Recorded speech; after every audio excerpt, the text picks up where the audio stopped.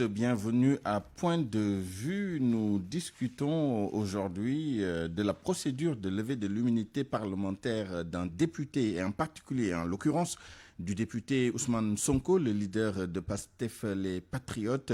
Et nous évoquerons les développements possibles de cette affaire à l'Assemblée nationale. Et pour ce faire, nous avons deux personnes très expérimentées. Il s'agit d'abord de M. Babacar Gaye, ancien ministre d'État, ancien président de groupe parlementaire. Monsieur le ministre, bonjour.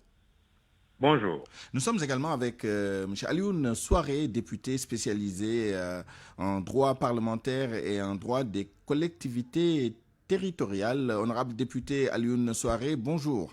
Bonjour.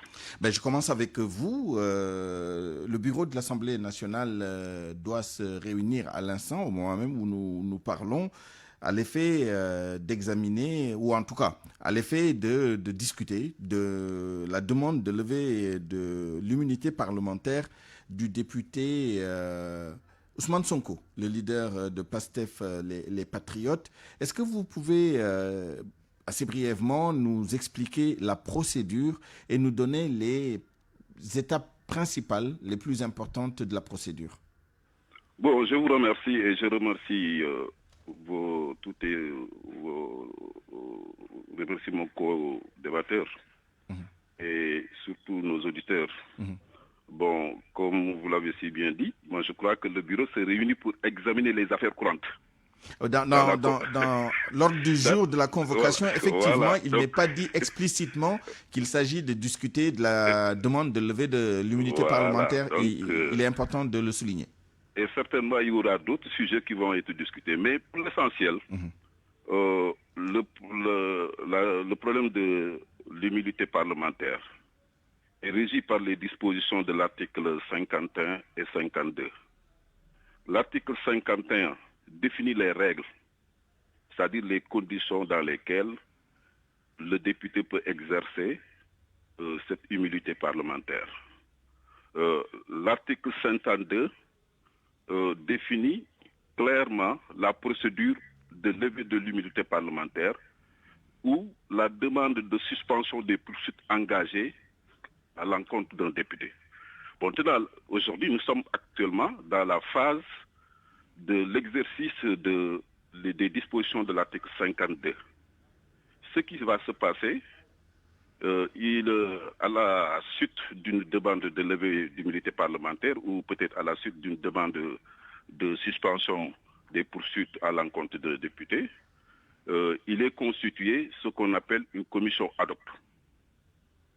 Une commission ad hoc composée de 11 membres. Et chaque groupe est représenté.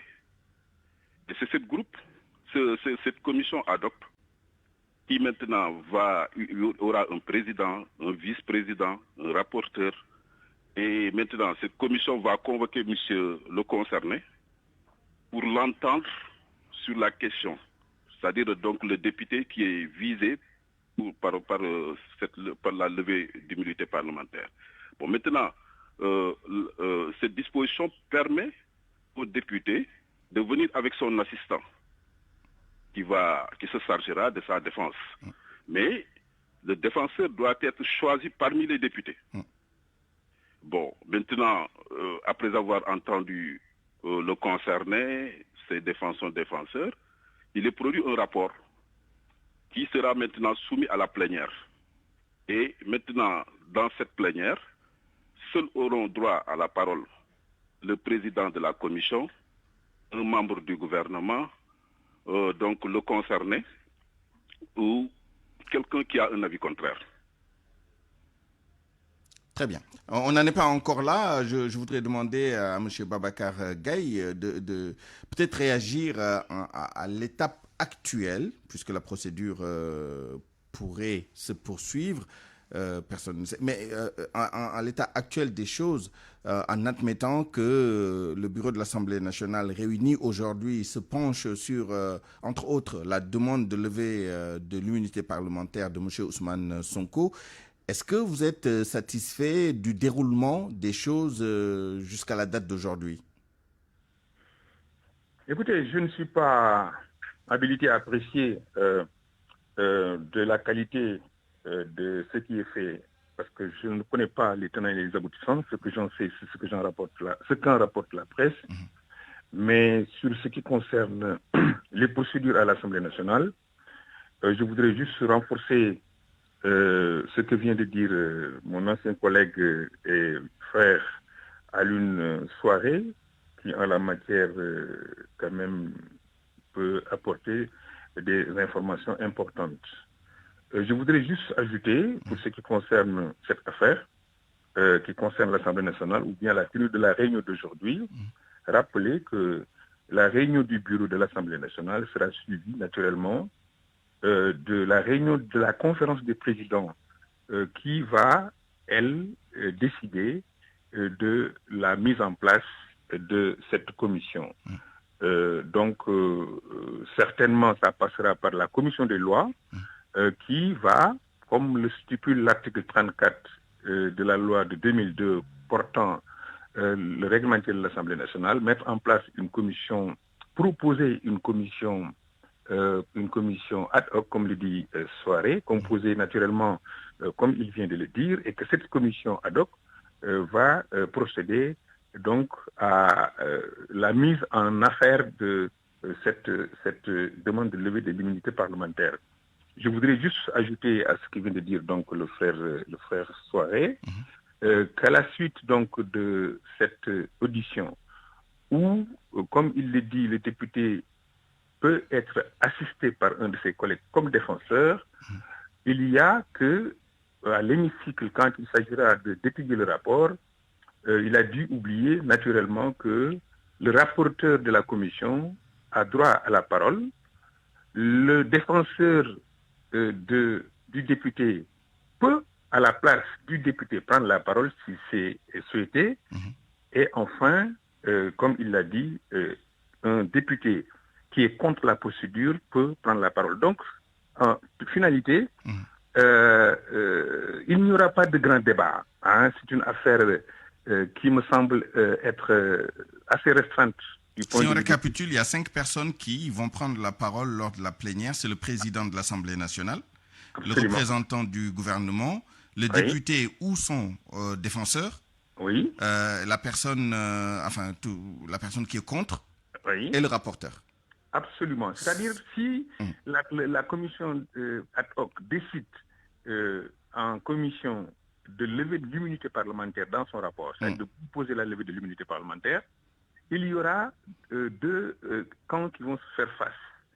Le camp que j'appelle ceux qui veulent qu'on lève l'immunité, et forcément ça va être celui du gouvernement, le rapporteur et son président, et de l'autre côté, il y aura le député ou son défenseur et un de ses collègues qui est contre. J'estime que ce n'est pas assez équilibré comme débat, mais c'est comme ça la procédure. Maintenant, on verra ce que ça va produire, mais en tout cas, du coup, ce qu'il faut retenir est que nous sommes dans une phase seconde, parce qu'il s'agit, dans ce cas, de lever une immunité, comme l'a dit l'expert Souaré. On aurait pu assister à une réunion où on demanderait l'arrêt de poursuite. Et peut-être, si le temps l'avait permis ou le permet, on entrerait dans ce que réellement, ce que c'est l'inviolabilité parlementaire, c'est ce que le commun des Sénégalais appelle immunité parlementaire. Mais on va y arriver tout à l'heure, on va en parler puisque c'est très important. Mais avant cela, Alioune Souaré se pose la question des délais. Il y a beaucoup d'informations, parfois contradictoires. Certains disent qu'il y a un excès de zèle, une célérité excessive dans la prise en charge. Certains craignent même que dès aujourd'hui, la commission ad hoc soit mise en place sous forme de fast-track. D'autres parlent d'un délai de 8 jours.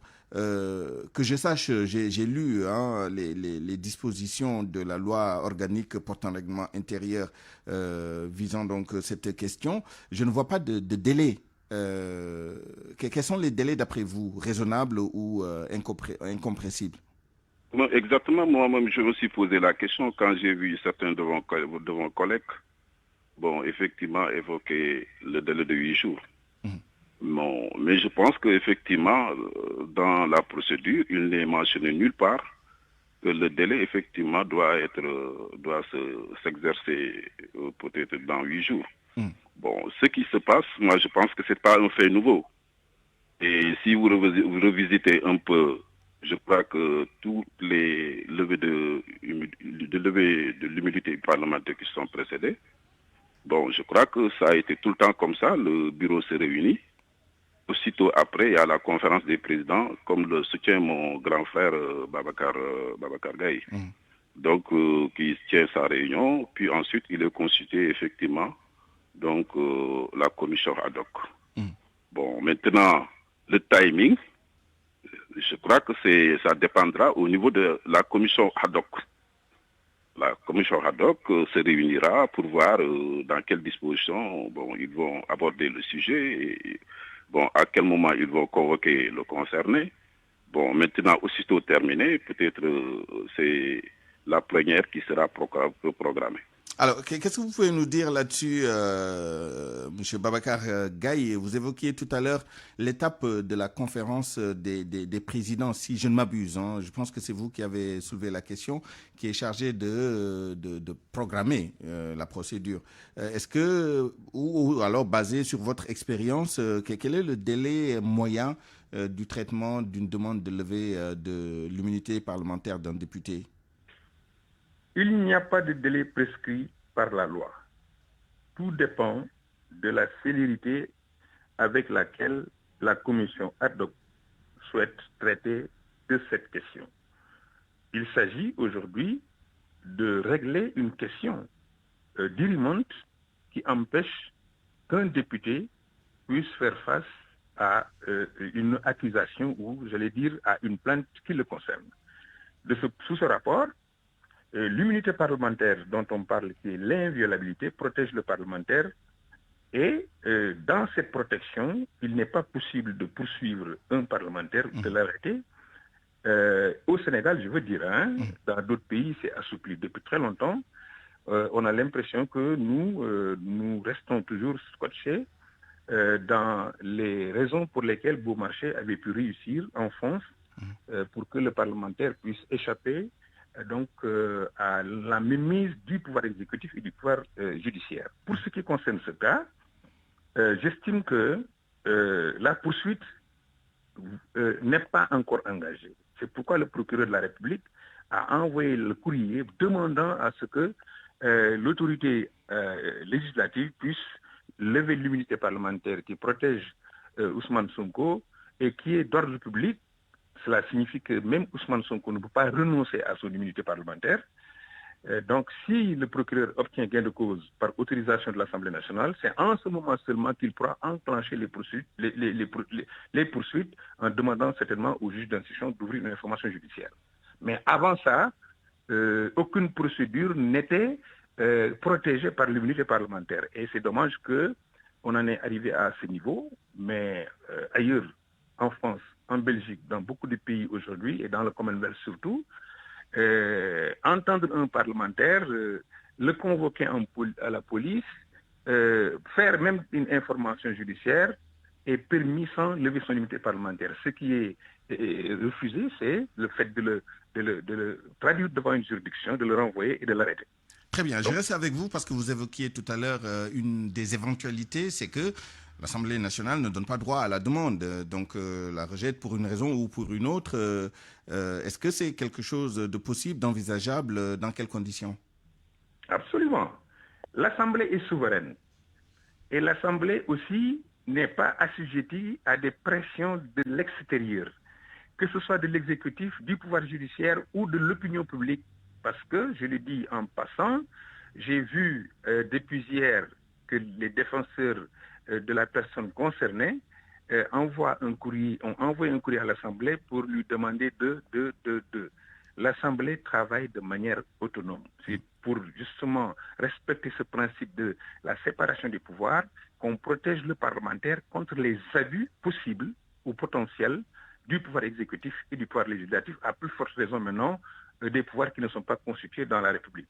C'est pourquoi l'Assemblée peut, à la limite, demander la levée de l'immunité parlementaire, comme l'Assemblée peut refuser la levée de l'immunité parlementaire, par expérience. J'ai été le président de la commission de la levée de l'immunité parlementaire du député Moustapha Niasse à l'époque. Si vous vous rappelez, oui. La commission avait décidé qu'il n'y avait pas matière à lever son immunité parlementaire et a demandé à présenter un rapport de non-levée parce qu'il ne s'agissait pas pour nous à l'époque d'envoyer Moustapha Niasse devant le juge. C'était donc une décision historique que tout le monde peut, de mon point de vue, attester. Donc l'Assemblée n'est pas toujours tenue de lever l'immunité parlementaire. L'Assemblée peut, s'il estime que la demande du procureur de la République est une demande qui n'est pas à la limite, qui n'a pas un caractère sérieux, qui n'a pas un caractère loyal, qui n'a pas aussi un caractère sincère, peut décider de continuer à permettre à son parlementaire de venir siéger jusqu'à nous sommes en session. Le seul inconvénient de la législation sénégalaise est que nos sessions durent 9 mois. C'est comme si le parlementaire est protégé pendant 9 mois sur 12. Or, c'est l'exception qui aurait dû être la règle. Le parlementaire, comme n'importe quel autre Sénégalais, devrait pouvoir répondre de ses faits, de ses déclarations devant la loi. On vous a bien entendu. Il me reste peut-être moins une minute maximum pour solliciter non plus votre expertise ou votre expérience, mais aussi votre intuition. Alioune Souaré, est-ce que vous pensez que Ousmane Sonko va déférer à la convocation éventuellement de la commission ad hoc et même assister à la séance plénière si celle-ci devait se tenir? Oui, mais bon, je voudrais auparavant peut-être rajouter ce qu'a dit mon grand frère Babacar sur la réforme qui a été portée sur l'inviolabilité et qui a permis effectivement certains pays comme la France d'évoluer effectivement sur ces questions. Mais il faut reconnaître que surtout l'inviolabilité a un caractère temporaire. C'est là toute la différence avec surtout l'irresponsabilité qui est une immunité absolue. Bon, maintenant, je dis que le souci du législateur, c'est pratiquement de dire oui, mais écoutez, c'est de pouvoir concilier surtout l'exercice, la protection de la fonction de la fonction de député, mais également de respecter le principe de l'égalité qui ramène tous les citoyens à être égaux devant la loi. Ah, on a bien compris. Un autre mot maintenant, est-ce que vous pensez qu'Ousmane Sonko va déférer aux différentes convocations? Je saurais le dire. Et s'il ne le fait pas, quelles seraient les... Mais ça n'empêche pas la procédure de poursuivre, de suivre son cours. Très bien. Babacar Gaye, sur ce point? Je pense que comme c'est le député Ousmane Sonko lui-même qui, pour que la procédure soit engagée, a demandé à ce que l'immunité parlementaire dont il jouit d'après ses déclarations et qui ont fait qu'il n'a pas répondu à la convocation de la gendarmerie, si c'est lui-même qui en fait la demande, je ne vois pas pourquoi il ne se présenterait pas. C'est mon avis. Maintenant, qu'il soit présent ou pas, il est évident que le Parlement va continuer à fonctionner parce que l'État aussi, c'est la continuité. Merci. Merci à tous les deux pour toutes ces informations sur la procédure de levée de l'immunité parlementaire d'un député à l'Assemblée nationale. Nous vous retrouverons dans notre édition en Wolof. C'est la fin de cette édition du Grand Journal à 12h51. Merci à vous de l'avoir suivi. Merci à toute l'équipe qui l'a préparé et réalisé. El Hadj Ndiogou Diène à la réalisation.